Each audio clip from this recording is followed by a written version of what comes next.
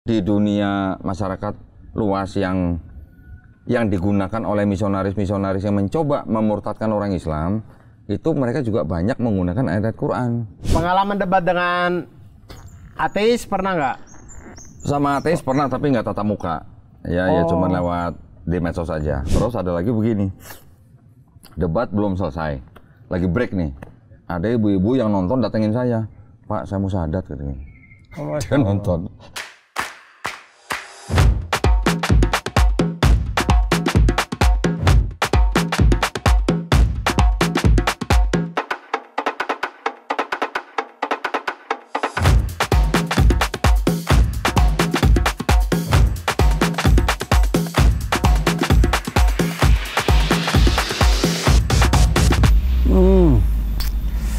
Dan tiba saatnya di depan tenda kita bertanya-tanya. Bismillahirrahmanirrahim. Assalamualaikum warahmatullahi wabarakatuh. Tenda Tanya Air. Teman-teman camping dimanapun berada, kembali lagi di depan tenda kita bertanya-tanya dan masih bersama di sini saya Abdul Arsad dan juga Koh Donditan. Assalamualaikum warahmatullahi wabarakatuh. Waalaikumsalam warahmatullahi wabarakatuh. Luar biasa, semoga teman-teman ini adalah kalau uploadannya lancar ya teman-teman, tidak diganggu sama Mamat Al-Katiri. Maka insya Allah kita hari keempat, minggu keempat bulan puasa ini tayang nih. Sedikit lagi kita masuk bulan masuk bulan Syawal. Koh, siap. Pengalaman pertama puasa. Kok waktu itu kan Juli ya? Ya. Ingat nggak waktu itu Ramadannya bulan apa? Ya bulan Juli. Oh bulan Juli itu juga? Jadi saya bersyahadat itu 2 hari sebelum Idul Fitri. Oh 2 hari sebelum Idul Fitri? 2 hari sebelum Masih sempat puasa atau nanti lebaran aja sekalian? Tahun berikutnya puasa. Tahun berikutnya, pengalaman pertama puasa kok? Gimana kok? Sebelum puasa sempat khawatir. Sempat ada khawatir. Padahal sudah hampir 1 tahun nih. Hampir setahun ya. Ya kan udah belajar Islam gitu kan. Ya. Tapi ketika sudah menghadapi bulan Ramadan sempat khawatir. Khawatirnya kenapa? Gak bisa ngerokok. Oh ya, betul. Betul, itu memang kalau cuma nahan makan, nahan minum gampang ya kan? Tapi ini kan tahu sendiri kan? Betul, betul. Jadi sebelum puasa malamnya rokok itu saya umpetin di dalam tas gitu. Jadi hari pertama puasa saya sama sekali nggak ngeliat rokok gitu. Alhamdulillah nggak terasa, tiba-tiba udah jam buka puasa aja. Hari pertama ya hari kan? pertama. Pas hari pertama, hari kedua saya ke Kalimantan. Nemenin orang Taiwan ceritanya. Nah, ceritanya orang Taiwan itu di Kalimantan mau cari apalah produk komoditi lah ya. Ya. Saya nemenin orang Kalimantan itu dari mana ya? Dari kalau nggak salah dari Balikpapan, terus Samarinda ya kalau nggak salah Samarinda. Dari Samarinda tuh masih keluar masuk hutan itu masih 6 jam naik mobil. Sekali jalan 6 jam. Jadi balik lagi 6 jam lagi. Pas pertama berangkat siang-siang nih keluar masuk hutan, berhentilah di sebuah warung makan. Orang Taiwan begitu turun warung ngelihat semangka, dibelah sendiri makan sendiri depan saya. Puasa tuh pertama kali tuh. Godaannya langsung semangka ya, semangka Kalimantan lagi. Kalimantan siang-siang pula ya, siang bolong di tengah hutan ya. Campur es batu, wow. Tapi alhamdulillah dari setelah itu ya menjalankan puasa ternyata yang awalnya saya khawatir ternyata nggak ada rasa ingin untuk alhamdulillah. Merokok. Tapi dengan syarat rokok diumpetin ya, jangan depan mata gitu ya. Alhamdulillah sudah 10 tahun ini, jadi kan ini kan tahun ke-11 nih ya. Alhamdulillah belum ada bolongnya. Alhamdulillah ya. Ya bukan saya mau apa-apa, tapi ternyata ketika kita menjalankan puasa dengan niat yang tulus gitu ya, alhamdulillah ringan-ringan saja tuh. Alhamdulillah. Malah kalau saya bulan puasa ya, dulu tuh malah saya latihan pingpong sebelum buka puasa. Iya ya. Olahraga. Itu yang namanya tenggorokan kering itu ya. Begitu nungguin bukanya itu. Waduh. Tapi alhamdulillah nikmat. Jadi sekali ya. Kita mengikuti apa yang diperintahkan Allah Subhanahu wa taala itu ternyata kalau kita dengan niat yang tulus, niat yang baik, ternyata semuanya itu ringan. Alhamdulillah. Iya. Kodon dia 10 tahun belum ada bolongnya. Mamat Al-Katiri 10 tahun belum ada puasanya. Belum ada. Setiap hari lebaran dia. Mamat. Ya. Ini apa pengalaman pertama kalau umroh kok? Saya lihat umroh. Nah, ya. Kodon di tahun lalu ya? Tahun lalu. Pertama kali. Nah, gimana tuh ceritanya tuh? Alhamdulillah pas pertama kali umroh ke sana sedang nggak panas gitu ya. Oh, bulan-bulan Desember. Desember. Lagi nggak panas, bahkan kita tidur di hotel tuh malah nggak pakai AC. Oke. Cuman ya waktu itu kan umroh standarnya kan memang ke Madinah dulu. Ya. Ke Madinah kita udah keliling-keliling muter-muter tiap hari ke Nabawi. Cuman setiap kali sholat kanan kiri depan belakang tuh kalau nggak batuk pilek gitu. Oh, karena pancaroba mungkin. Ya, pas 4 hari di Madinah, begitu kita pindah ke Mekah. Di Mekah dapat sehari, hari keduanya udah ketularan. Nah, jadi umrohnya memang mungkin kurang maksimal ya, karena udah kena itulah batuk pilek. Jadi pas pulang ke Jakarta bawa batuk pilek dari sana. Hampir 2 minggu baru sembuh itu. Tapi memang dengar-dengar katanya kalau umroh kalau nggak kena batuk pilek katanya nggak afdol katanya gitu. Iya ya. Saya dengar-dengar juga batuk pilek kalau dari sana tuh ada kol-kolahnya gitu. Kol-kolah. Gitu. Ya, tapi alhamdulillah sebuah pengalaman yang sangat-sangat berarti buat saya ya, karena kan sebelumnya kan kita gimana kan kita sebelumnya di seberang, kita nggak pernah lihat begitu, kita nggak pernah ngerasain yang begitu, apalagi ketika saya pertama kali ngelihat Ka'bah aslinya gitu. Ya. Jadi sebelum masuk ke dalam Masjidil Haram itu kita udah ngeliat Ka'bah.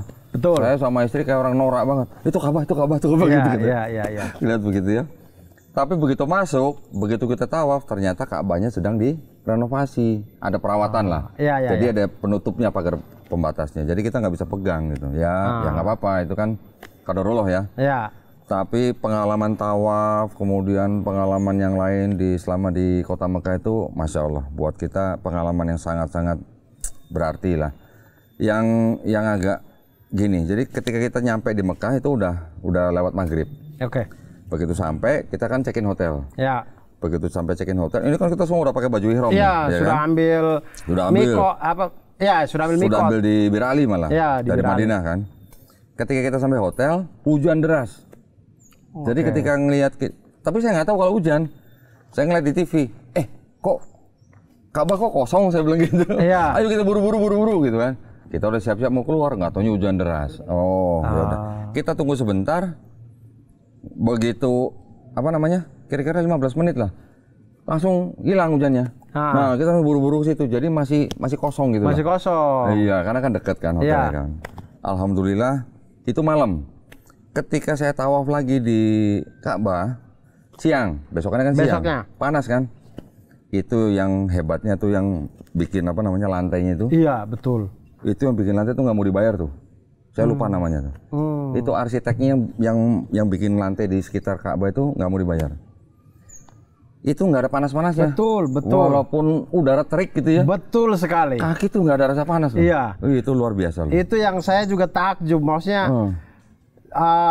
Ya setiap kali saya sholat duhur begitu saya jalan tuh ada aja orang yang di pelataran yang luar yang panas terik, orang tiduran di situ. Terus saya mikir kayak dia ini nggak panas. Terus kan dari situ saya sudah copot sandal. Nah di situ saya copot sandal baru saya dingin ternyata.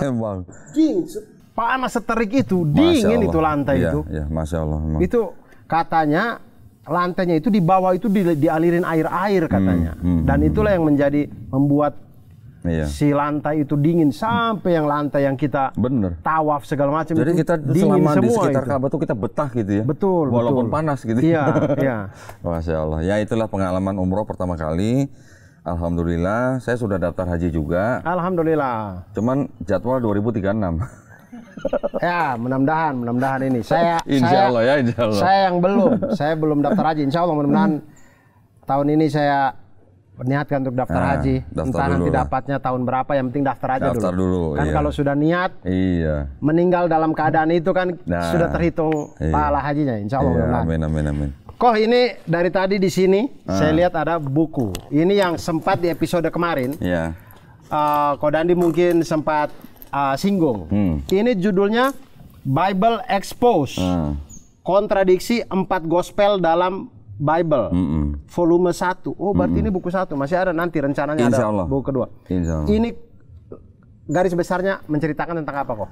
Jadi ini kan judulnya kan kontradiksi kan. Ya. Nah, saya yang di episode sebelumnya kan saya sudah cerita bahwa dalam satu Bible itu kan terdapat ratusan kontradiksi, ya kan? Cuman karena di dalam Bible Kristen sendiri itu ada aturan. Tidak boleh mengutip ayat Bible ini untuk komersial lebih dari 500 ayat.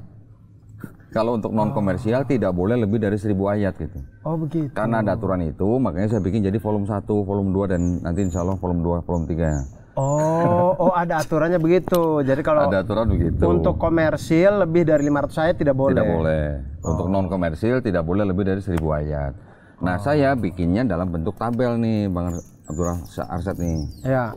Kayak gini. Nah, contohnya begini. Jadi misalnya ini ada topik apa? Ya. Ayat ini bilang apa, ayat ini bilang apa, ayat ini bilang apa, ayat ini bilang apa. Jadi kalau untuk yang ini 4 gospel, jadi saya bikin ada 4 kolom.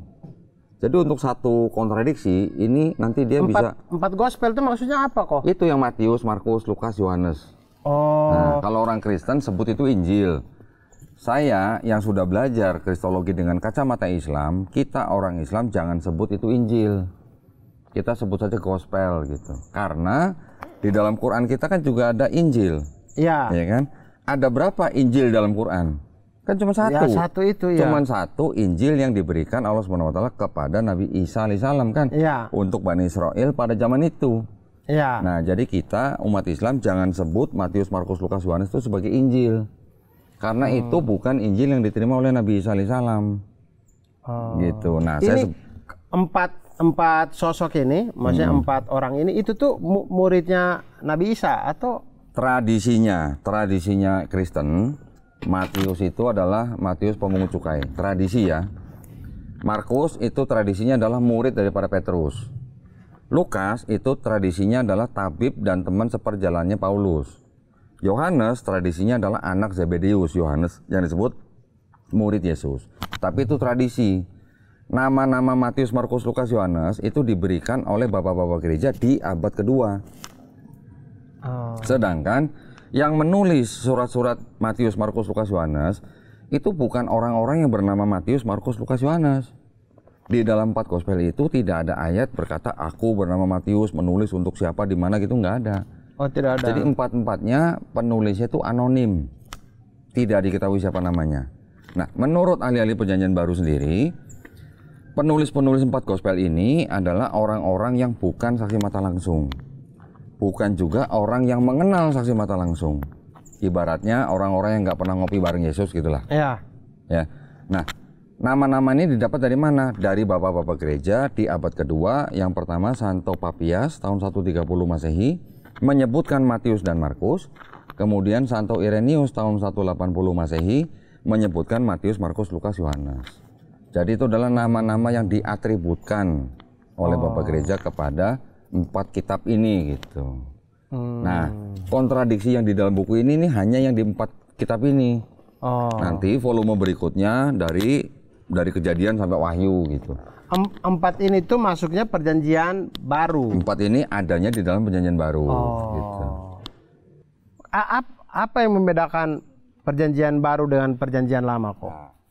Seperti di episode sebelumnya, saya kan pernah cerita bahwa perjanjian lama itu sebenarnya punya Yahudi. Oke, Ya, dari Tanakh. dari itu tadi. kitab Tanakh. Tanakh Ya. itu Torah, Nevi'im, Ketuvim. Kemudian diterjemahkan menjadi Septuaginta dalam bahasa Yunani. Kemudian baru diresensi oleh Bapak Gereja, baru dijadikan satu sama perjanjian baru. Nah, jadi yang Septuaginta itu disebut perjanjian lama, itu sebenarnya adalah boleh dikatakan kalau Torah itu kan adalah 5 kitab Musa. Kejadian, Keluaran, Imamat, Bilangan, Ulangan. Nggak perlu dihafalin Bang Abdur ya. Terus kemudian kitab-kitab Nevi'im, kitab Nabi-Nabi, kitab Ketuvim itu adalah tulisan-tulisan. 3 kelompok ini dijadikan satu menjadi kitab Tanakh. Nah, di dalam situ memang banyak juga yang kalau yang di 5 kitab Musa itu menjadi hukum-hukumnya orang Israel. Kalau yang di kitab Nabi-Nabi nanti di situ juga ada yang namanya nubuat-nubuat. Nubuat itu ramalan. Oke. Ya, kalau ramalan dari manusia biasa, kalau nubuat itu dari nabi gitu. Nah, nubuat-nubuat yang ada di dalam kitab-kitab Nevi'im itu sebenarnya di dalam perspektifnya orang Yahudi itu tidak ada satupun yang untuk Yesus gitu di Perjanjian Baru. Cuman nubuat-nubuat yang ada dalam kitab-kitab Nevi'im itu oleh Kristen terjemahannya sedikit dirubah-rubah sehingga seolah-olah itu buat Yesus gitu. Dan lagi pula penulis-penulis semua perjanjian baru termasuk Paulus itu banyak mengutip dari Septuaginta. Mengutip hampir 1000 ayat dikutip dari Septuaginta ya, tepatnya 937 ayat. Jadi Yang menulis Perjanjian Baru itu membaca Septuaginta itu dengan kacamata Kristen gitu. Karena maka itu terjemahannya akhirnya diresensi. Nah, yang sudah diresensi itu yang menjadi Perjanjian Lamanya orang Kristen. Gitu. Kalau gimana kita cara membedakannya kok? Misalkan kayak taruhlah ya. Tadi Kodon dibilang orang Kristen membaca Septuaginta dengan kacamata Kristen, akhirnya itu kemudian dia merujuknya ke Nabi Isa alaihissalam, ke Yesus gitu. Nah, apa bedanya dengan kita orang Islam, kayak ketika kita membaca Injil, Alkitab yang sekarang itu, dan kacamata Islam, kita juga bisa saja mungkin berpikir kayak, oh jadinya ini ke Islam nih gitu. Gini, kita sering membaca di dalam Quran ada kitab Taurat, Zabur, Injil, ya, yang diturunkan Allah Subhanahu Wa Taala diberikan kepada Nabi dan Rasulnya untuk Bani Israel, ya kan? Pada zaman itu. Ya. Pertanyaan kita sekarang begini, pertanyaan besar nih, apakah kitab Taurat dan Injil, kitab Taurat, Zabur dan Injil itu kitabnya orang Yahudi dan kitabnya Kristen? Nah, kan itu pertanyaannya dulu. Itu kita harus bisa jawab dulu nih. Nah, berarti kan kita harus pelajarin kitabnya orang Yahudi dan kitabnya orang Kristen itu. Siapa yang menulis, di mana ditulis, kapan ditulis, kan gitu. Ya. Sayang saya nggak bawa bukunya sih ya. Ya. Kitab tanahnya orang Yahudi sendiri itu baru disusun kira-kira tahun 450 sebelum Masehi. Oke. Ya, 450 tahun sebelum ada Nabi Isa alaihissalam. Jaraknya 1000 tahun dengan Nabi Musa alaihissalam. Nabi Musa sudah tidak ada 1000 tahun setelah itu. Ya, baru 1000 tanah tahun ini disusun. 1000 tahun setelah Nabi Musa baru ada kitab tanah namanya. Dari mulai zaman Nabi Musa itu baru ada hikayat-hikayat lah. Ya, hikayat-hikayat yang kemudian ditulis oleh orang-orang Israel ketika mereka dibuang ke Babel atau Babilonia. Mungkin kita kenal dengan yang namanya Israiliyat itu ya. Ya, bisa juga, bisa juga nanti. Ya. Nah, kitab tanahnya orang Yahudi ini disusun 450 tahun sebelum Nabi Isa. Oke. Kitabnya orang Kristen yang Perjanjian Baru ditulisnya kira-kira pertengahan abad pertama sampai abad kedua. Ya. Oke. Dijadikan satu dengan Septuaginta tadi di abad keempat. 400 tahun setelah Nabi Isa. Oke. Ya. Jadi yang Perjanjian Baru pun itu bukan tulisan Nabi Isa alaihissalam, juga bukan tulisan murid-murid Nabi Isa alaihissalam. Yang tanahnya Yahudi juga bukan tulisannya Nabi Musa alaihissalam atau pengikutnya Nabi Musa alaihissalam. Jadi Nabi Musa alaihissalam dan Nabi Isa alaihissalam itu tidak ada hubungannya, tidak ada kaitannya dengan kitabnya orang Yahudi dan kitabnya orang Kristen. Jadi kan itu harusnya bisa menjawab pertanyaan kita tadi. Ya. Apakah kitab Taurat, Injil yang disebut dalam Quran itu adalah kitabnya Yahudi dan Kristen? Jawabannya bukan. Oke. Tadi saya sudah bilang bahwa di dalam Quran kita membaca ada Injil. Injil adalah kitab yang diberikan kepada Nabi Isa alaihissalam untuk Bani Israil pada zaman itu. Pertanyaannya, apakah yang namanya sebutan kitab itu pasti berbentuk buku begini? Tidak. Ternyata kata kitab di dalam Quran yang merujuk kepada kitab Taurat, Zabur, Injil, kitab itu artinya memang bisa wahyu yang ditulis. Tapi juga bisa berarti hukum, ketetapan, perintah, aturan dari Allah SWT kepada suatu kaum tertentu. Ya. Zaman Nabi Musa alaihissalam belum ada buku, belum ada apa kan kita membaca di Quran bahwa Nabi Musa alaihissalam kan menulis dalam 2 luh batu, ya kan? Yang ketika melihat Bani Israel menyembah patung sapi itu dihancurkan. Jadi sejauh yang kita boleh imani ya hanya yang tertulis dalam 2 luh batu yang sudah pecah itu yang disebut dengan Taurat gitu. Tapi kitabnya orang Yahudi ini ditulis oleh orang-orang yang tidak pernah ketemu dengan Nabi Musa alaihissalam, gitu ya. Begitu juga yang 4 gospel tadi. Nah, berarti kalau begitu kita pernah nggak membaca di dalam Quran ataupun di dalam hadis Nabi Musa, Nabi Isa alaihissalam menulis kitab Taurat dan kitab Injil? Pernah baca nggak? Tidak pernah. Tidak pernah. Pernah baca nggak bahwa di Quran atau di hadis bahwa Allah SWT menurunkan kitab Taurat dan kitab Injil dan Allah sendiri akan menjaganya? Tidak pernah. Yang kita baca adalah Allah SWT sudah menurunkan Quran dan Allah sendiri akan menjaganya. Iya. Cuman Quran yang dijanjikan untuk jaga. Iya. Taurat, Zabur, Injil tidak dijanjikan untuk dijaga. Ya kan? Iya. Jadi kalau begitu menjawab pertanyaan, berarti kalau kitab Taurat, Zabur, Injil yang disebut dalam Quran itu bukan kitabnya orang Yahudi dan bukan kitabnya orang Kristen. Saya nanti ada satu bukti lagi bahwa di Quran surat Al-A'raf ayat 157. Artinya kira-kira begini, mereka beriman kepada nabi yang ummi, ya kan? Yang namanya tertulis di dalam Taurat dan Injil. Nah, sekarang kitabnya Tauratnya Yahudi dan kitabnya orang Kristen, ada nggak nama Nabi Muhammad SAW di situ? Secara nama Muhammad itu ada nggak? Tidak ada. Ya, mungkin ada teman-teman Kristen yang klaim bahwa di dalamnya kitab Yahudi ada nama. Tetapi itu pun kalau diterjemahkan sesuai dengan artinya, nanti dalam satu kalimat itu artinya jadi nggak nyambung gitu. Jadi sebenarnya tidak ada nama yang khusus untuk Nabi Muhammad SAW di kitabnya orang Yahudi dan di kitabnya orang Kristen. Karena tidak ada namanya, entah sudah disamarkan, entah sudah dihilangkan, entah sudah dihapus dan sebagainya, maka itu bukan kitab Taurat dan Injil yang dimaksud oleh Quran Surat Al-A'raf ayat 157 itu. Gitu. Namun begitu, di dalam kitabnya orang Yahudi dan kitabnya orang Kristen, kalau dikatakan ada nggak indikasi nubuat untuk Nabi Muhammad SAW di dalam kitab mereka? Secara indikasi saya masih berani katakan ada. Secara indikasi. Tapi kalau bilang nama, saya bilang tidak ada. Gitu ya. Contohnya apa? Contohnya di dalam kitabnya orang Yahudi ada ayat yang berbunyi begini. Ulangan 18:18, akan kubangkitkan seorang nabi dari antara saudara bangsa Israel. Saudara bangsa Israel siapa? Adalah bangsa Ismail. Oh iya, karena ya kan? Nabi Ishak dengan Nabi Ismail. Betul. Nah, kemudian dikatakan lagi seorang nabi yang sama dengan kamu. Sama dengan kamu. Kamu ini siapa? Nabi Musa. Ya. Nabi Musa adalah pemimpin bangsa Israel. Diberikan risalah. Lahir dari suami istri. Seorang nabi. Seorang kepala pemerintahan juga. Ya kan? Nabi Muhammad SAW juga begitu, sama-sama manusia yang lahir normal, bukan dari istilahnya ada unsur mukjizat, terus kemudian beliau juga pemimpin bangsa, ya kan pada saat itu diberikan risalah juga. Kalau indikasi, ini mungkin masih ada indikasi, ya. Di Perjanjian Baru juga masih ada indikasi begini. Ketika Nabi Yahya atau disebutnya Yohanes Pembaptis didatangi oleh orang-orang ahli Taurat dan ahli-ahli Farisi. Mereka bertanya kepada Nabi Yahya, apakah kamu Elia? Elia itu kenapa? Elia itu siapa? Nabi Elia. Oh, Nabi Ilyas.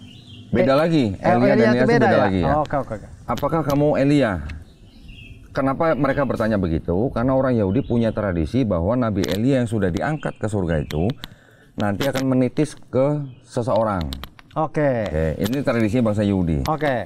Nabi Yahya atau Yohanes Pembaptis jawab bukan. Ditanya lagi, apakah kamu Mesias? Dijawab lagi, bukan. Mesias untuk orang Kristen adalah Yesus. Ya. Setelah itu ditanya lagi, apakah kamu nabi itu? Ya. Nabi itu hubungannya dengan Ulangan 18:18 yang tadi. Yohanes Pembaptis atau Yahya juga bilang bukan gitu. Jadi orang-orang ahli Taurat dan ahli Farisi pada saat itu masih menantikan nabi itu gitu. Itu pertama di Perjanjian Baru ya. Yang kedua, di dalam Gospel Yohanes itu ada istilah yang namanya parakletos dalam bahasa Yunaninya atau parakleton. Itu apa tuh? Parakletos itu artinya bisa diartikan penghibur, pembela, ya. Artinya parakleton itu dalam ayat-ayat di Yohanes itu konteksnya dia adalah seorang manusia yang akan datang lagi yang sama seperti Yesus gitu. Karena Yesus juga disebut parakleton. Yesus parakleton karena dia disebut sebagai pengantara. Ya, jadi artinya bisa pengantara, penghibur, pembela gitu lah. Yesus sendiri juga disebut parakleton. Di dalam kitab Yohanes Yesus bilang, "Aku akan minta Bapa supaya mengutus parakleton yang lain." Pakai bahasa Yunaninya alon parakleton. Kalau alon berarti yang lain tapi sejenis gitu. Kalau tidak sejenis pakai kata heteron atau heteros gitu. Jadi Yesus sendiri yang mengindikasikan bahwa akan ada yang datang lagi, alon parakleton, penghibur yang lain gitu, yang sejenis dengan Yesus. Yesus sendiri nabi, Yesus sendiri manusia gitu. Orang Kristen menganggap sebutan parakletos itu untuk Roh Kudus. Roh Kudus buat orang Kristen kan Tuhan. Iya. Tapi Yesus di ayat lain bilang, kalau aku tidak pergi, penghibur itu tidak akan datang. Sedangkan sebelum Yesus diangkat, Yesus sudah mengembusi murid-muridnya dengan Roh Kudus. Berarti yang dimaksud Yesus bukan Roh Kudus gitu. Karena waktu Yesus dibaptis pun Roh Kudus sudah turun gitu. Ya kan? Jadi ketika Yesus bilang lagi, masih banyak yang harus kuberikan kepadamu murid-muridnya, tapi belum saatnya. Nanti jika roh kebenaran itu datang, roh kebenaran itu siapa? Yaitu tadi Parakleton itu. Dia akan memberitahukan segala sesuatu kepadamu. Dia tidak akan berkata-kata dari dirinya sendiri kecuali apa yang dia dengar. Kalau berkata-kata bukan dari dirinya sendiri tapi apa yang dia dengar, itu kan ciri-ciri nabi. Kalau Roh Kudus itu dianggap Roh Kudus oleh orang Kristen, kalau Roh Kudus Tuhan, masa Roh Kudus nggak bisa berkata-kata dari dirinya sendiri? Itu kan nggak mungkin. Berarti ada yang akan datang lagi yang sejenis dengan Yesus. Yesus sendiri ngaku nabi di dalam kitab orang Kristen. Nabi manusia. Kalau ada yang mau datang lagi sejenis dengan dia, berarti yang datang lagi juga nabi dan manusia. Cuman memang tidak tertulis namanya Muhammad atau Ahmad, itu nggak tertulis. Itu hanya indikasi ya. Hanya indikasi. Saya nggak berani klaim itu pasti buat Nabi Muhammad SAW gitu. Saya nggak berani klaim. Kenapa? Kalau kita klaim, kita tidak akan ada bedanya dengan Kristen yang klaim kitabnya orang Yahudi tapi dengan kacamata Kristen gitu. Iya, itu kembali ke pertanyaan saya tadi. Jadi saya tidak mau seperti Kristen yang membaca kitab suci Yahudi dengan kacamata Kristen gitu. Kok kemudian dari buku ini, maksudnya ada nggak yang ini sudah dari tahun berapa sih kok? Baru tahun lalu kita jual. Tahun lalu. Sejauh ini deh kok, sebelum dari buku ini sampai kemudian ada buku ini, itu pengalamannya Kodondi, kan Kodondi di episode sebelumnya dikasih tahu kalau atau diminta untuk setiap tahun berdebat dengan dua pendeta lah gitu, berdebat dalam dua kali. Dalam artian bukan yang harus di forum tapi bertemu dan berbincang, berdialog. Betul. Sejauh ini pengalamannya bagaimana kok? Gini, jadi awal-awal ketika kita mengundang para pendeta untuk berdialog, alhamdulillah responnya positif. Alhamdulillah. Beberapa kali saya debat dengan pendeta di Jogja, di Surabaya gitu ya. Saya ketika berdebat dengan pendeta, saya sampai bawa Bible saya itu sampai 2 koper banyak. Saya jajarin depan meja. Jadi ketika kita berdebat, saya tunjukkan bukti ini, saya tunjukkan bukti ini.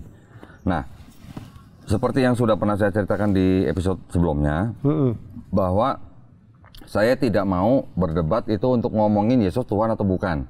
Karena kan saya bilang ujung-ujungnya kan lakum dinukum waliyadin. Tetapi saya karena sudah punya bukti Bible yang mengatakan di dalamnya bahwa ayat ini pasti tidak asli, saya pegang Bible itu. Saya tanya sama Pak Pendeta, kan Pak Pendeta kan ngakunya bahwa kitabnya mereka kan firman Tuhan, ya kan? Saya tanya Pak Pendeta, jadi saya tahu pendeta ini tahu. Pak Pendeta, 1 Yohanes 5 ayat 7 itu firman Tuhan bukan? Tapi saya sambil pegang nih kitabnya nih, ya. Dia tahu bahwa itu adalah ayat tidak asli. Dia bilang bukan gitu. Oh iya. Pendeta ngaku bahwa 1 Yohanes 5 ayat 7 bukan firman Tuhan. Dia tahu bahwa ayat itu ayat sisipan. Itu ayat apa kok? Ayatnya bunyinya begini, sebab ada 3 yang menjadi saksi di dalam sorga, Bapa, Firman, dan Roh Kudus, dan ketiganya 1. Nah, ayat itu dianggap sebagai bukti ayat yang mengajarkan konsep Trinitas. Gitu, ya kan? Karena kan Trinitas Bapa, Firman, dan Roh Kudus, dan ketiganya 1. Gitu. Harus disebutkan satunya gitu. Kalau tidak disebutkan satunya belum lengkap gitu Trinitasnya. Ketika saya sudah pegang kitab itu, saya tanya pendeta, dia bilang bukan firman Tuhan. Saya tidak perlu buka kitab saya lagi. Kalau dia bilang itu firman Tuhan, saya tinggal buka, saya suruh zoom aja, baca sendiri, penonton bisa baca gitu kan. Nah, terus yang kedua saya tanya pendeta lagi begini, kalau bukan firman Tuhan, berarti kitab yang Bapak pegang itu firman Tuhan bukan? Dia bilang bukan gitu. Sudah cukup buat saya. Kalau dia mengaku bahwa kitab yang dia pegang itu bukan firman Tuhan, buat saya kan udah cukup. Buat yang nonton juga udah cukup. Ketika saya tanya di dalam kitab itu ada beberapa surat, ya misalnya surat Rut, surat Hakim-Hakim, surat Ayub, surat Ibrani, terus ada 1 Raja-Raja dan Samuel. Saya tanya itu penulisnya siapa? Dia bilang tidak diketahui. Dia jujur pendetanya. Ketika di dalam sebuah kitab suci penulisnya tidak diketahui, terus ada yang bukan firman Tuhan, ada yang tambahan, ada yang sisipan, bahkan ada yang pinjaman, apakah itu bisa disebut sebagai kitab suci? Ketika seorang pendeta bisa mengakui bahwa itu bukan kitab suci, buat saya sudah cukup. Jadi yang nonton bisa menilai gitu. Saya tidak perlu memperdebatkan Yesus Tuhan atau bukan, karena kan hak dia untuk menyembah Yesus sebagai Tuhan. Ya kan? Tapi ketika dia mengakui bahwa kitab dia bukan kitab suci, udah cukup buat saya. Gitu. Nah, terus ada lagi begini. Debat belum selesai, lagi break nih. Ada ibu-ibu yang nonton datengin saya, Pak, saya mau syahadat katanya. Dia nonton. Ya, lagi nonton debat, datengin saya lagi break, Pak, saya mau syahadat. Oh, ini lagi debat Bu, belum selesai. Gimana kalau nanti setelah debat, saya bilang gitu kan. Ya udah, dia nonton lagi. Terus kemudian setelah debat selesai, kita persilakan pendeta untuk meninggalkan tempat dong. Pak Pendeta, debatnya sudah selesai. Silakan meninggalkan tempat. Ada dua pendeta, yang satu pergi, yang satu enggak, duduk di depan situ aja. Pak, silakan meninggalkan tempat. Oh, nggak apa-apa, saya belum pernah ngeliat orang syahadat, saya pengen lihat, kata gitu. Oh, nggak sekalian Pak, saya gituin. Enggak, kata gitu. Jadi saya mensyahadatkan orang di depan pendeta setelah selesai debat gitu. Nah, jadi kita berdebat itu harus dengan cara yang paling baik, ya kan, sesuai dengan perintah di Quran. Dan juga di dalam berdebat kita punya aturan yang ketat. Kita tidak boleh menghina pribadi pendeta. Betul. Kita tidak boleh menghina agamanya orang Kristen. Betul. Apalagi kita juga tidak boleh menghina sesembahan orang Kristen. Betul. Gitu ya, itu perintah di Quran. Jadi kita harus menyediakan tempat yang baik, makan yang baik, aturan yang ketat, keamanan. Kita semua jaga, kita semua fasilitasin. Sekali debat itu saya nggak kurang dari 70 juta di hotel. Hanya untuk 1 hari debat gitu. Ya. Kenapa kita melakukan itu? Ya itu yang menjadi dakwah atau syiar kita. Ya, menggunakan dakwah kristologi dengan berdebat dengan cara yang paling baik, dengan ikut aturan di dalam Quran, kita berdakwah. Dakwahnya buat siapa? Buat umat Islam dan juga buat yang belum Muslim gitu. Kalau orang-orang Islam yang nonton debat itu, insya Allah kita harapkan mereka makin tebal iman dan akidahnya. Tapi buat yang belum Muslim, kalau nonton debat itu, kalau dia menjemput hidayah dan masuk Islam, buat kita tuh bonus gitu. Iya kan? Kan kita hanya menyampaikan walaupun yang 1 ayat. Pernah begitu debat selesai, beres-beres kita pulang, baru jalan naik mobil, belum 1 kilo udah ditelepon orang saya. Kok ini ada yang bersyahadat gara-gara nonton debat? Alhamdulillah bonus. Kita nggak pernah tahu ada orang masuk Islam gara-gara nonton kita berdebat. Belum lama ada seorang anak muda Chinese, ya, mata sipit. Kalau dia ketawa terbahak-bahak, kita ngumpet, dia nggak bakal ngeliat kita gitu. Tukang mabok, anak muda Chinese tukang mabok. Dia lagi mabok, tiba-tiba ada nyetel YouTube yang nongol debat saya sama pendeta. Habis itu dia nonton terus selama seminggu, setelah itu dia bersyahadat. Itu adalah bonus ya buat kita ya. Diizinkan Allah menjadi Muslim. Tapi kita tidak pernah punya niatan untuk memualafkan siapa-siapa ketika berdebat gitu. Kalaupun ada yang menyebut hidayah melalui wasilah debat, yaitu alhamdulillah itu bonus gitu. Nah, yang biasa, yang paling sering kalau Don ditemuin, apa argumen yang paling sering dipakai untuk kontra dengan Islam misalkan? Kontra dengan Islam? Iya. Yang istilahnya yang menyerang Islam gitu? Ya, misalkan entah dalam diskusi kah, dalam perdebatan, maksudnya yang argumen yang paling sering ditemuin. Apa dalam debat atau dalam dunia medsos? Dalam debat deh, dalam debat. Kalau dalam debat, saya setiap kali menawarkan topik ke pendeta, itu saya selalu menawarkan 2 topik, artinya 2 arah. Mau bicara Kristen dan bicara Islam. Tapi saya belum nemu pendeta yang mau bicara tentang Islam. Bicara tentang Kristen aja. Bicara tentang Kristen, tentang kitab mereka. Saya sudah tawarkan, ayo Pak, kita juga bicara Islam dan Quran. Belum ada yang mau. Ya, belum ada yang mau. Tapi kalau di dunia debat di medsos, yang debat-debat mungkin lewat ketikan atau lewat apa gitu lah ya. Dan juga di dunia masyarakat luas yang digunakan oleh misionaris-misionaris yang mencoba memurtadkan orang Islam, itu mereka juga banyak menggunakan ayat Quran. Nah, mereka juga pakai ayat Quran untuk memurtadkan orang Islam. Contohnya kayak apa? Contoh, misalnya di Quran surat Maryam ayat 28. Ya, diceritakan kan Maryam ibunda daripada Nabi Isa alaihissalam itu kan sudah melahirkan Nabi Isa alaihissalam yang masih bayi, dibawa dan bertemu dengan kaumnya, orang-orang Yahudi. Ya.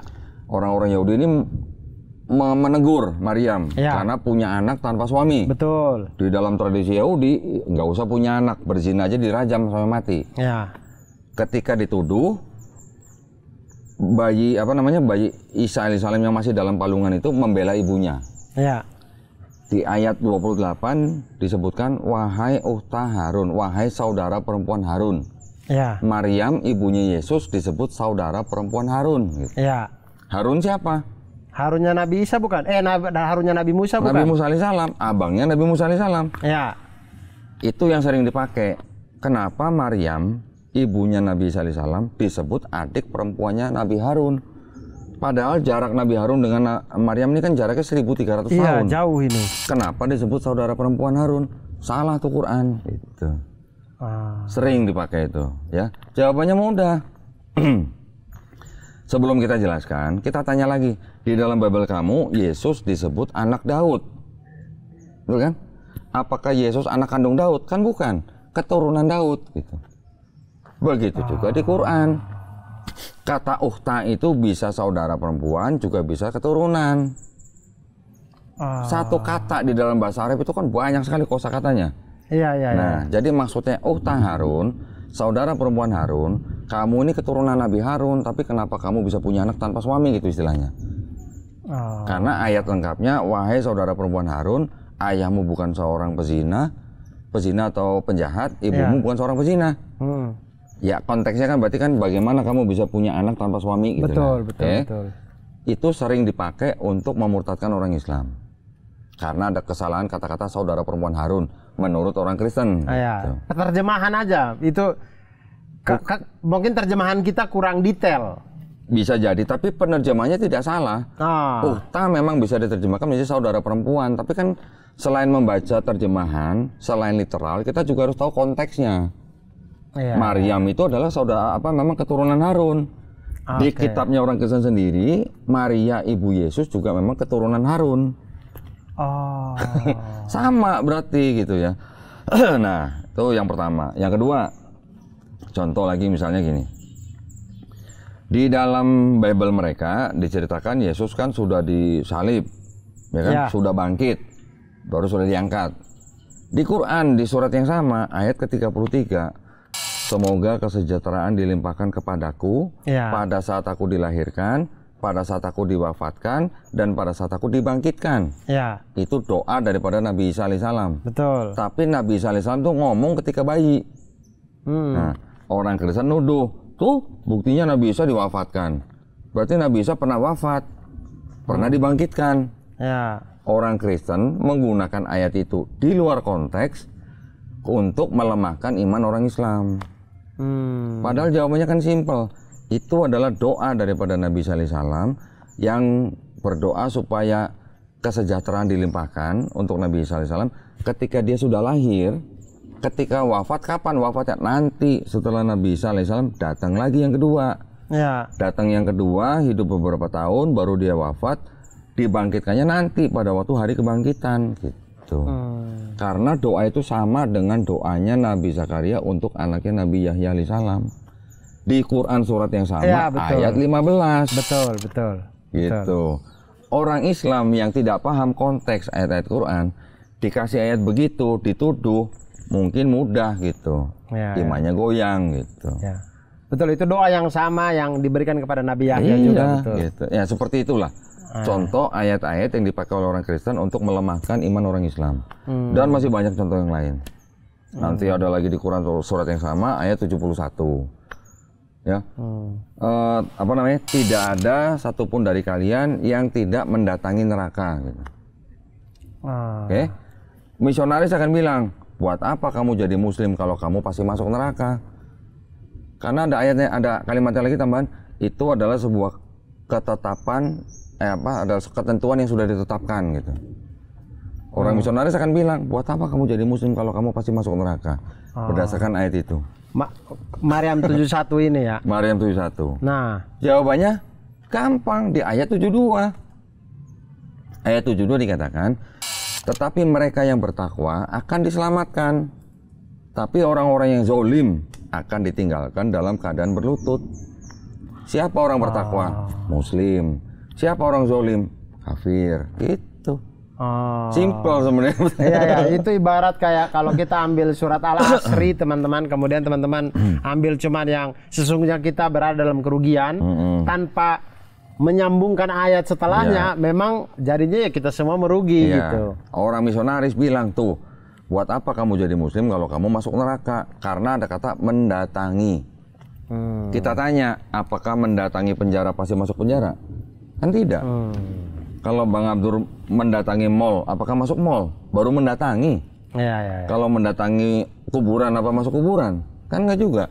Mendatangi itu kan artinya diperlihatkan. Bisa, gitu ya kan? betul. Lagi pula tidak ada satupun dari kalian itu maksudnya siapa? Orang Islam aja atau semua manusia? Harus baca ayat-ayat sebelumnya. Ayat 67 sedang bicara tentang semua manusia. Kalau sedang bicara manusia, kenapa yang ini diplesetkan jadi untuk muslim aja gitu?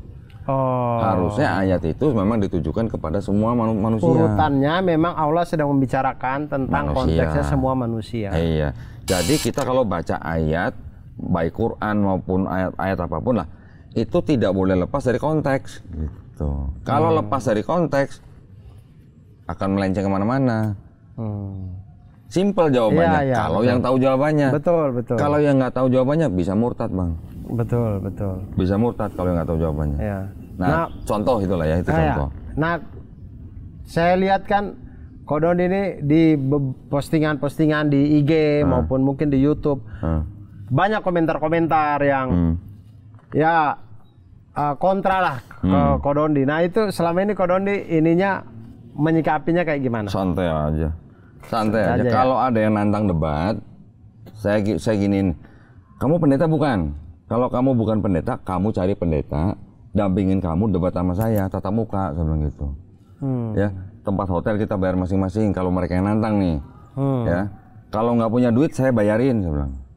Saya bayarin, tapi harus ada pendetanya, jangan kamu aja gitu. Jadi kalau nemu pendeta untuk dampingin kamu, silakan hubungin saya. Ada email saya, dondi.tan@gmail.com. Nah, hubungin gitu.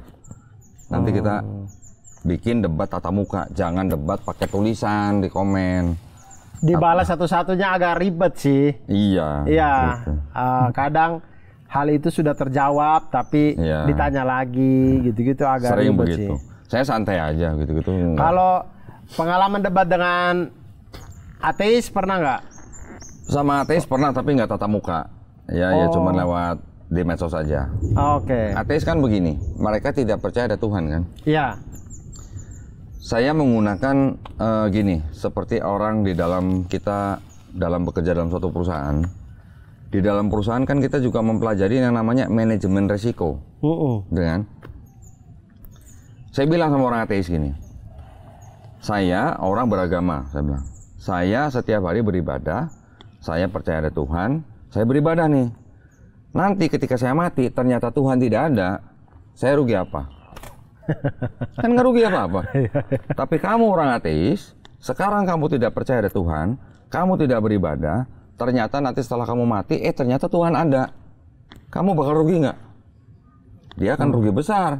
Ya kan? Karena dia tidak beribadah, dia tidak beragama, tidak percaya ada Tuhan, ternyata setelah mati ada Tuhan gitu. Bisa-bisa kamu nangis Bombay, saya bilang gitu kan. Nangis Bombay diminta dibalikan jadi manusia gitu. Kan gitu. Ini logika sederhana manajemen risiko aja ya. Sederhana banget kan. Jadi saya bilang, saya sebagai orang beragama, saya beribadah, kalau saya mati tidak ada Tuhan, saya tidak rugi. Betul. Ya kan? Kamu tidak ada Tuhan, ya sudah gitu. Kamu tidak percaya ada Tuhan, kamu tidak beribadah, ternyata setelah mati ada Tuhan, kamu ruginya berlipat-lipat, saya bilang gitu. Sekarang tinggal bagaimana kita mau pilih yang resikonya kecil atau yang besar gitu aja. Sama seperti saya bicara dengan orang Kristen yang datang ke tempat saya. Saya bilang, saya mengikuti apa yang Yesus lakukan di Bible. Ya, sholat, sujud, sunat, puasa dan sebagainya. Ternyata setelah saya mati, Yesus bukan Tuhan. Saya rugi apa? Kan nggak rugi. Tapi kamu percaya Yesus Tuhan, nyembah Yesus, ternyata setelah kamu mati, ternyata Yesus bukan Tuhan. Rugi nggak? Gitu. Iya kan? Sama saya pakai dengan orang ateis dan orang Kristen sama. Jadi yang mana yang resikonya lebih kecil gitu? Saya ambil resiko yang lebih kecil. Iya, Gitu ya aja. sederhana aja Sederhana. ya. Betul. Iya kan? Kalau ininya kok Sedikit lagi. Iya, ya. Masalah orang ateis. Saya bilang gini, oke, kamu kan ateis, kamu tidak percaya ada Tuhan, tapi kan kamu percaya sains kan? Ya, Rata-rata orang ateis kan percaya sains. betul. Betul kan? Sekarang kita hidup pada zaman sains, pegangan kita sains. Siapa yang bisa melawan hukum gravitasi? Tidak ada. Ya, walaupun gravitasi sebelum Isaac Newton sudah ditemukan 700 tahun sebelumnya oleh orang Islam, tetapi kita sekarang semua percaya ada gravitasi. Ya. Ya kan? Oke, kamu percaya sains. Udah pelajarin Quran belum, saya bilang? Di Quran ada ayat-ayat yang telah dikonfirmasi oleh sains zaman sekarang. Contoh saya bilang apa? Di Quran surat Al-Hadid misalnya, ayat 25. Kami menurunkan besi ini untuk bermanfaat bagi manusia. Besi turun. Kalau turun dari mana? Turun dari atas. Ya, dari atas. Turun dari atas ke bawah. Ternyata NASA aja udah berani bilang bahwa besi yang ada di bumi itu awalnya semua berasal dari benda-benda langit yang jatuh ke bumi ketika bumi baru terbentuk. Iya. Ya. Jadi besi yang bisa diambil oleh manusia itu asalnya bukan dari bumi. Iya. Betul. Itu NASA udah confirm. Iya. Itu di Quran, siapa yang nulis? Apakah itu karangan manusia? Saya bilang gitu. Iya. Jadi kan terbukti itu bukan karangan manusia. Betul. Gimana menurut kamu? Memang betul, besi bukan dari bumi katanya. Ngaku dia. Iya. Tapi ketika saya tunjukkan di Quran, tapi kenapa kamu masih percaya Nabi kamu terbang dengan kuda terbang katanya? Gitu dong. Dengan buruk maksudnya. Iya, iya. Nah, ya udah orang ateis begitu. Tapi ketika saya kasih manajemen risiko, ya tinggal pilih sendiri. Iya. Itu kan masalah simpel gitu sebenarnya. Nah, sejauh ini kok maksudnya tadi Kodondi debat dan segala macam, kemudian bonusnya ada orang-orang yang kemudian mau untuk bersyahadat dan segala macam, alhamdulillah. Nah, kalau dihitung-hitung banyak sekali sudah ya. Saya nggak pernah ngitung, Bang. Iya. Takut saya kalau ngitung, Bang. Iya, Kodondi rumahnya udah banyak banget di surga. Bukan, karena gini, Bang. Ketika kita menuntun orang bersyahadat, ya kita kan cuma membacakan 2 kalimat syahadat, ya kan? Tapi setelah bersyahadat bagaimana? Nah kan kita harus membina dia. Iya dong? Iya. Orang masuk Islam terus kita biarkan begitu aja? Jangan. Itu yang nggak boleh. Orang begitu masuk Islam di yayasan kami, kita bina, Bang. Yang laki-laki saya tanya, kamu udah sunat belum? Misalnya belum. Ya udah, kamu tunggu di rumah, tentukan sendiri kamu jadwalnya. Mau tanggal berapa, hari apa, jam berapa, saya kirim juru sunat ke rumah. Sunat di rumah kamu, gratis. Jadi mereka nggak bisa kabur gitu. Iya. Ya, kamu tentukan sendiri tanggal berapa di rumah kamu, kita kirim juru sunat gratis. Udah kita kasih obat, pokoknya tinggal sembuh aja. Yang kedua, yang laki dan perempuan yang sudah bersyahadat tempat kita, saya minta mereka segera ganti KTP, Bang. Ya, agama di KTP itu harus segera diganti. Itu penting. Karena ketika terjadi apa-apa dengan mereka, orang-orang itu bisa diurus oleh umat Islam. Oke, iya. Ya. Yang kedua, kalian harus menentukan sendiri dalam seminggu 2 hari, saya minta. Tolong sediakan waktu 2 hari dalam seminggu untuk belajar Islam dari A sampai Z. Gurunya siapa? Kita kirim guru privat ke rumah mereka masing-masing. Yang laki-laki kita kirim guru laki-laki, yang perempuan kita kirim guru perempuan. Dari mulai 0 sampai mereka bisa sholat, sampai mereka bisa baca Quran. Itu harus kita lakukan, Bang. Nah, dananya dari mana? Ya dari donatur, dari umat Islam. Dari umat Islam yang membantu kami yang membiayai supaya mereka yang masuk Islam benar-benar dibina sampai benar-benar menjalankan Islam dengan kafah, gitu, Pak. Itu visi dan misi kami di yayasan kami itu begitu. Gitu. Iya betul sih. Jadi saya juga jadi terbuka, maksudnya kalau ada teman kita masuk Islam itu nggak bisa dibiarin gitu aja. Bener. Ya harus dibimbing. Benar. Setelah Untuk bersahadat bisa di mana aja, ya kan? Tapi untuk mengganti KTP itu butuh sertifikat mualaf. Orang bersahadat di masjid belum tentu dia dapat surat pernyataan masuk Islam. Kalaupun dapat belum tentu diterima sama Dukcapil. Kenapa? Karena bukan keluar dari yayasan. Tidak ada nomor surat, tidak diterima sama Dukcapil. Nah, jadi sertifikat mualaf itu harus ada nomor dan berasal dari yayasan. Kalau yayasan kan sudah tercatat di negara, gitu kan. Iya. Jadi untuk bersahadat aja bisa di mana aja, tapi harus diingat juga harus segera mengganti keterangan agama di KTP. Iya. Kalau ada apa-apa bisa diurus oleh umat Islam. Betul. Saya beberapa kali rebutan jenazah, Bang. Betul. Ini juga pengalaman di saya juga ada. Saya pernah melihat orang yang sudah masuk Islam tapi dikebumikan dengan cara Kristen masuk peti. Karena dia tidak ganti agama di KTP. Iya. Nah, gitu. Betul. Jadi kadang ada teman punya keluarga gitu. Dalam kesehariannya sudah orangnya sudah sholat, sudah ini, cuman karena belum ganti KTP, dia sudah mewasiatkan untuk dikubur secara Islam, tapi ketika beliau sudah meninggal, keluarga kan lebih berhak. Keluarga gitu. mengatakan lebih berhak. Betul. Gitu, karena KTP-nya masih Kristen. Betul. Gitu. Jadi kita atau Hindu atau Buddha gitu lah. Kita jadi tidak bisa berdebat panjang. Nah, kemudian saya tuh ada juga teman gitu yang kayak Ko Dondi pernah ngalamin kan. Jadi itu sudah masuk Islam terus beberapa waktu kemudian beberapa tahun kemudian keluar lagi gitu. Ada yang begitu ada. Nah, yang pernah saya sadarkan juga ada yang begitu. Nah, bukan karena tidak ada pembinaan, tapi karena memang orangnya memang masuk Islam itu karena ada yang begitu. Jadi maksudnya memangnya ada orang masuk Islam buat cari uang? Ada ya? Kata siapa nggak ada, banyak mah. Justru karena banyak, makanya saya dan MUI, saya minta ke MUI supaya bikin asosiasi lembaga mualaf. Supaya apa? Supaya ketika orang bersahadat di mana itu harus terdaftar di asosiasi ini, datanya dicatat. Jadi kalau dia mau sahadat di tempat lain, kita harus cek dulu di asosiasi ini. Asosiasi ini nanti akan membawahi banyaknya lembaga mualaf. Jadi ketika ada orang bersahadat di mana, otomatis lembaga mualaf ini harus lapor data ke asosiasi. Jadi dia nggak bisa 2 kali. Jadi nggak bisa mualaf berulang kali. Iya, ada yang 7 kali, Bang. Ada 7 kali. Dia mualaf 7 kali. Hanya untuk mencari sertifikat mualafnya. Untuk apa? Untuk nikah lagi. Ada yang begitu. Ada yang untuk nyari uang zakatnya juga ada. Ada yang begitu. Kita pernah ngadepin yang begitu-gituan. Kalau gini, tips-tips dari Ko Dondi deh buat kami misalkan teman kami ada yang mualaf, biar kita bisa saling menjaga, itu gimana kok? Jadi kalau ada teman-teman yang masuk Islam, sebaiknya dipastikan segera mengganti keterangan agama di KTP. Syaratnya adalah sertifikat mualaf. Sertifikat mualaf yang diterima oleh Dukcapil itu adalah yang memang benar-benar keluar dari lembaga yang diakui negara. Contoh yayasan atau kantor untuk urusan agama atau MUI, itu udah pasti diterima gitu.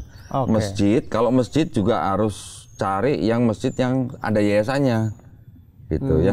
Nah, dengan segera mengganti agama di KTP, itu yang akan memudahkan umat Islam membantu atau mengurus jika terjadi sesuatu gitu ya. Dan itu yang pertama. Yang kedua itu kan administrasi. Yang kedua, orang yang baru masuk Islam harus berprogres gitu, harus terus belajar Islam, harus terus mengikuti pembinaan yang disediakan oleh baik yayasan maupun masjid. Kalaupun misalnya yang paling rendah itu yang saya tahu ya, kalau misalnya nggak ada mualaf center di daerah dia, cari Muhammadiyah di tingkat kecamatan, mereka ada pembinaan. Muhammadiyah tingkat kecamatan tuh mereka membina orang-orang baru masuk Islam. Gitu, itu rutin gitu. Tapi kalau nggak bisa, ya cari yang ada mualaf centernya. Karena mualaf center yang punya kewajiban untuk membina mereka. Itu kita juga kan, yayasan kami ini kan yayasan yang wilayah kerjanya di seluruh Indonesia. Kita membagi Indonesia menjadi 8 wilayah, Bang. Ya, dari mulai Aceh sampai Sumatera Selatan, nanti Lampung sampai Jawa Tengah, nanti Jawa Barat sampai Bali ada lagi, nanti Kalimantan ada 2, belum Maluku, NTB sampai Papua. Kita semua ada wilayahnya. Nah, di setiap wilayah itu kita membina orang-orang yang baru masuk Islam. Gitu, Bang. Ini yang diajarkan biasanya sholat duluan berarti ya? Iya, harus sholat duluan. Sholat.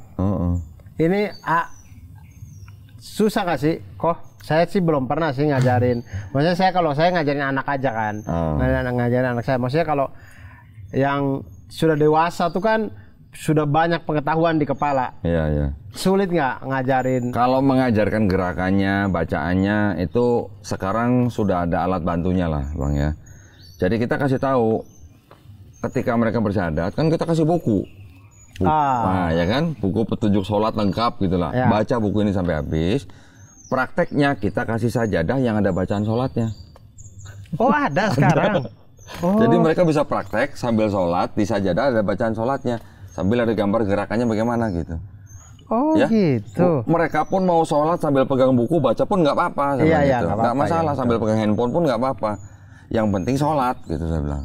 Iya, iya. Ya kan? Sekarang sholat itu sehari 5 kali, Bang. Masa iya 5 kali sehari latihan nggak bisa-bisa? Iya, seminggu juga pasti lancar gitu. Betul sih, betul sih. Kalau seminggu nggak lancar-lancar kebangetan gitu loh. Nah, iya, betul. Guru yang kita kirim ke rumah mereka masing-masing juga ngajarin sholat, ngajarin niat, wudhu, sholat, diawasin gitu. Praktek sholat depan gurunya. Nanti kalau ada yang salah dibetulin, dikoreksi gitu. Saya sih belum pernah ya memualafkan orang. Nah, mau Bang, mau mensyahadat kan? Ya, mensyahadatkan orang. Itu tata caranya gimana? Saya biasanya cuma lihat di video. Kita mengucapkan kemudian diikuti. Tapi secara umumnya itu kayak gimana kok? Umumnya gini. Kalau di Islam kan kita tahu la ikraha fiddin. Ya. Tidak ada paksaan. Tidak ada paksaan Islam, dalam kan? beragama ini. Jadi ketika ada orang menyatakan dirinya untuk memeluk agama Islam, ya datang ke kita harus pastikan itu dulu. Ini mau masuk Islam ini ada yang maksa nggak gitu? Kalau ada yang maksa kita nggak mau. Saya nggak mau kalau dia ada yang maksa. Ya. Kita tanya dulu ke dia, ada yang maksa nggak? Nggak ada. Oke, kalau nggak ada, punya orang tua nggak? Punya. Kalau punya orang tua, kita hanya berpesan begini, bukan kita ngajarin mereka untuk minta izin ke orang tua, bukan Bang ya. Tapi kalau orang tuanya menentang, melarang, si mualaf ini boleh menjawab orang tuanya, tapi harus dengan cara yang paling lembut. Nah, tidak boleh kasar, tidak boleh dengan suara tinggi. Bahkan saya ajari kalau sebelum masuk Islam sudah sayang dan hormat kepada orang tua, setelah masuk Islam harus lebih sayang, harus lebih hormat pada orang tua. Itu yang kedua. Yang ketiga, di dalam Islam kan ada syariat-syariat. Setelah bersyahadat ada sholat, zakat, puasa, naik haji jika mampu. Saya cuma nanya, kamu mau berjanji sebaik-baiknya untuk melaksanakan syariat ini? Mereka berjanji, udah kita tuntun syahadat. Gitu. Nah setelah itu baru pembinaan. Ya memang kita juga harus menyediakan waktu buat mereka gitu. Ya, makanya kita juga harus kerjasama dengan lembaga lain untuk menyediakan guru privat ke masing-masing mereka. Ya, privat gitu. Kalau kita bikin acara pembinaan, ngundang boleh sebulan sekali atau 2 bulan sekali. Tapi kalau setiap kali belajar mereka kita undang, kadang-kadang orang udah kerja, waktunya susah. Iya betul. Ya kan? Ngumpulin orang 30 orang aja susah kalau mereka orang kerja gitu. Ya. Paling bisa hari Sabtu Minggu gitu kan. Itu pun juga mungkin nggak semuanya datang. Belum kalau yang harus liburan gitu misalnya. Iya, iya. Jadi untuk memangkas itu kita yang kirim guru ke rumahnya mereka. Seminggu 2 kali gitu Bang. 1 kali datang 90 menit. Mereka nggak perlu bayar, kita semua yang bayar. Oh, Gitu. Ini Kodandi bikin yang memualafkan orang nih, pahalanya udah banyak banget, udah nggak kehitung udah nih. Kita nggak cari pahala lah kita. Itu saya dengar, saya sih tidak tahu ininya ya, dalilnya, tapi teman-teman saya sering ngomong katanya kita memualafkan orang tuh dapat rumah di surga. Ada yang bilang unta merah gitu. Iya. Saya pengennya Ferrari sih sebenarnya. Iya. Sebenarnya tuh unta merah tuh hampir kayak Ferrari sih. Iya memang. Jadi gambarannya teman-teman, kenapa orang sering bilang unta merah tuh karena saking susahnya. Iya. Unta merah itu dicari gitu, Iya. yang kemerah-merahan kayak gitu Kemerah-merah. lah. Tapi beginilah, saya sendiri tidak pernah punya motivasi seperti itu. Ya. Motivasi awal saya hanya berdakwah. Kita kan hanya diperintahkan menyampaikan walaupun hanya 1 ayat. Iya, betul. Betul kan? Betul. Perintahnya cuma itu. Ya sudah, itu kita lakukan. Masalah ada orang yang menjemput hidayah itu bukan karena kita, bukan karena wasilah kita, bukan karena izin kita gitu. Karena izin Allah Subhanahu wa taala. Ya. Kalau tidak diizinkan Allah Subhanahu wa taala, dia tidak akan menjemput hidayah gitu aja, Bang. Jadi kita hanya dipakai Allah Subhanahu wa taala untuk menuntun syahadat aja dan membina gitu. Udah itu aja. Soal masalah pahala dan segala macam kita nggak pikirin Bang. Yang kita cari hanya ridha Allah Subhanahu wa taala. Amin, amin. Udah itu aja. Kok kalau misalkan saya tanya begini, kan alhamdulillah Kodondi ini istiqomah, insya Allah kita masuk tahun ke-11 Mas Tony. Insya Allah kita doakan bersama teman-teman. Kodondi terus di jalan ini kemudian mati sebagai muslim dan segala macamnya. 10 tahun perjalanan inilah saya pengen tanya, ada nggak Kodondi satu ayat Quran gitu yang Kodondi kalau ingat itu semangat terus dalam beragama. Ini biar kita cerminan buat kami juga. Jadi kalau kami lemah iman, siapa tahu itu bisa membangkitkan kami juga gitu. Kalau nggak salah di Quran surat Muhammad ya. Oke. Quran surat Muhammad kalau nggak salah ayat 7. Oke. Bahwa kalau kita membela agama Allah, Allah akan meneguhkan kedudukan kita. Itu yang menjadikan saya tetap semangat dalam berdakwah. Ya di luar ayat-ayat yang lain. Iya. Juga Quran surat Al-Ikhlas itu yang paling sering saya pakai. Untuk apa? Untuk berdakwah kepada orang-orang yang belum muslim, terutama dari kalangan Kristen. Karena di Bible-nya mereka sendiri tuh ada ayat-ayat yang sama persis dengan Quran surat Al-Ikhlas. Oh iya. Ada. Ulangan 6 ayat 4. Shema Israel, Adonai Elohenu, Adonai Ehad. Adonai Ehad itu maksudnya Adonai Tuhan. Ehad itu artinya Tuhan itu Ahad. Nggak ada bedanya dengan Qul huwallahu ahad. Katakanlah bahwa Tuhan itu Esa. Iya, nanti di kitab mereka lagi. Bilangan 23 ayat 19. Tuhan itu bukan manusia. Tuhan itu bukan anak manusia.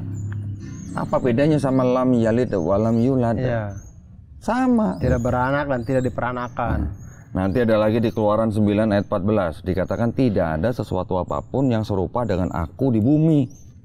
Apa bedanya dengan walam yakullahu kufuwan ahad? Sama.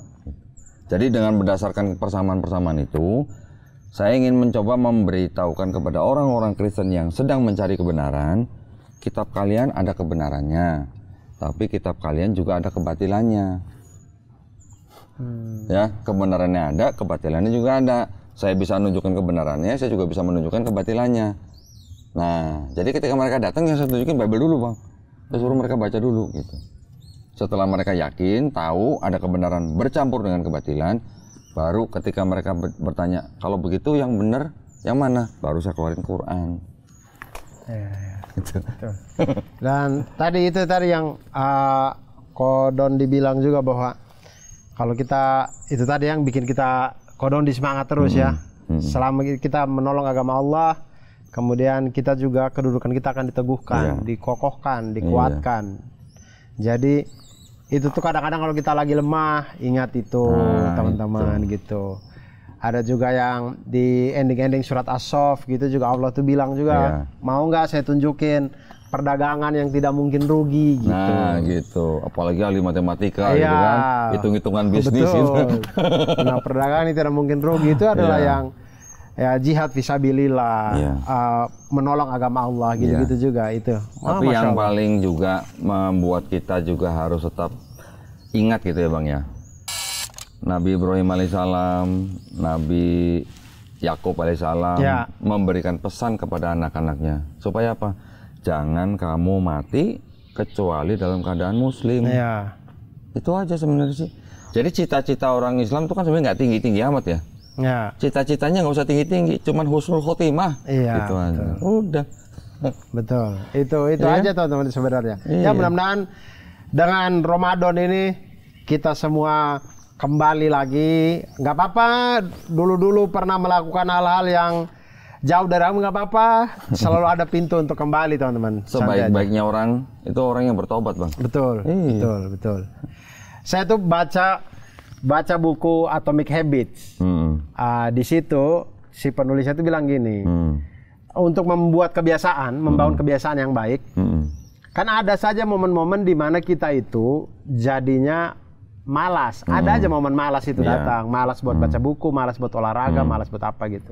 Kemudian dia bilang, bedanya profesional dan amatir itu adalah kalau amatir malas datang ya udah, dia akhirnya kembali ke kebiasaan buruk. Tapi kalau profesional selalu tahu jalan untuk kembali memulai kebiasaan baik. Betul.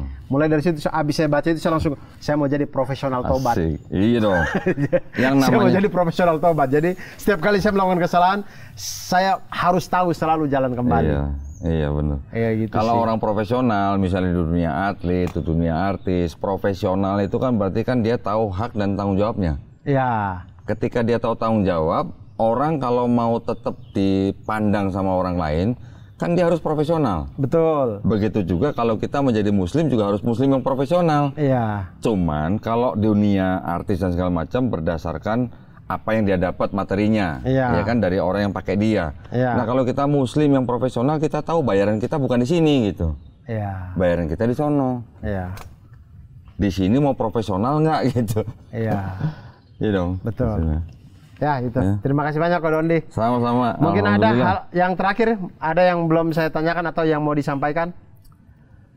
Kalau dari saya sih begini ya. Ya kalau saya kan istilahnya kan di dalam kalangan istilahnya agama Islam, saya boleh dikatakan new kids on the block gitu lah. Apa kok? New kids on the block lah, orang baru kan istilahnya kan. Karena saya baru bersyahadat 2014. Tapi sebenarnya saya juga baru sadar, oh ternyata semua manusia itu lahir muslim. Jadi buat orang-orang yang sedang cari kebenaran, jangan lupa bahwa sebenarnya kita semua tuh lahir muslim. Cuman kita sudah dikafirkan oleh orang tua kita. Kalau kita sekarang sudah tahu kebenarannya dalam Islam, jangan ragu-ragu gitu loh. Lagi pula, Quran surat Al-A'raf 172. Kita semua nih sebelum lahir jadi manusia kita sudah bersyahadat, ya kan, bahwa Rob kita adalah Allah SWT. Ketika kita lahir jadi manusia, kalau yang lahir di keluarga Muslim, alhamdulillah dia masih terus bisa menjaga 2 kalimat syahadat di bibirnya. Tapi kalau orang-orang seperti saya dan teman-teman yang lain yang lahir di keluarga yang bukan Islam, kita sempat dikafirkan. Tapi ketika kita sekarang masuk Islam, memeluk Islam, kita sedang mengulang syahadat kita yang dulu sebelum kita jadi manusia. Itu sebenarnya. Ya, jadi iman Islam itu adalah iman yang paling tinggi, Jadi kalau merasa uang banyak itu belum seberapa, itu iman paling rendah malah, bukan iman, nikmat maksudnya. Nikmat paling rendah tuh banyak uang gitu. Nikmat kedua kesehatan, nikmat ketiga punya anak soleh, nikmat keempat paling tinggi nikmat iman Islam. Itu yang harus kita selalu ingat ya. Jadi mudah-mudahan kita semua di sini walaupun tidak ada yang sempurna, tapi kita selalu diberikan pintu taubat, dan insya Allah selama bulan Ramadan inilah waktu kita ngejar nih, ya ngejar apa? Ngejar pahala. Allah SWT maha adil. Ketika bukan bulan Ramadan kita melakukan amalan kebaikan dapat pahala sekian, tapi bulan Ramadan pahalanya di apa namanya didobelin gitu ya, lipat gandakan. Jadi jangan sia-siakan momen yang sudah diberikan Allah SWT dengan segala kebaikannya, jangan kita sia-siakan. Barakallahu fikum. Mudah-mudahan kita semuanya istiqomah dan husnul khotimah. Amin. Dan kok terakhir yang saya tanya, ini buku kalau kita mau beli bisa di mana kok? Ini di Shopee ada, di Tokped juga ada. Di Shopee atau Tokped, teman-teman ketik aja Bible Expose atau di Instagram ada linknya nggak kok? Di Instagramnya kok kayaknya ada. Kita ada taruh linknya. Nah bisa juga ke. Kalau yang mau langsung pesan ke admin kita juga boleh. Bisa hubungin Melisa. Nomornya 0812 4788 8892. Oke. Saya ulang ya. 0812 4788 saya ulang. 0812 4788 8892 Melisa. Nah itu. Itu tuh kayaknya nomor yang ada di IG juga kan, di profil IG-nya kok Dondi juga ada di situ. Jadi teman-teman hubungin. Mudah-mudahan setiap buku yang kita baca itu menambah keilmuan, menambah keimanan buat kita juga. Terima kasih banyak. Sama-sama, Bang Abdur. Terima kasih banyak. Faizin, karena kita juga sudah bulan minggu keempat Ramadan ini ceritanya. Walaupun kita syutingnya di Sya'ban ini. Takjil mana takjil? Sedikit lagi sudah mau hujan teman-teman. Terima kasih banyak. Mudah-mudahan teman-teman semuanya berkah selalu, baik selalu, dilancarkan segala urusan. Amin. Dijaga selalu dalam keimanan dan keislaman. Terima kasih banyak. Saya Abdur pamit, Ko Dondi juga pamit. Wassalamualaikum warahmatullahi wabarakatuh.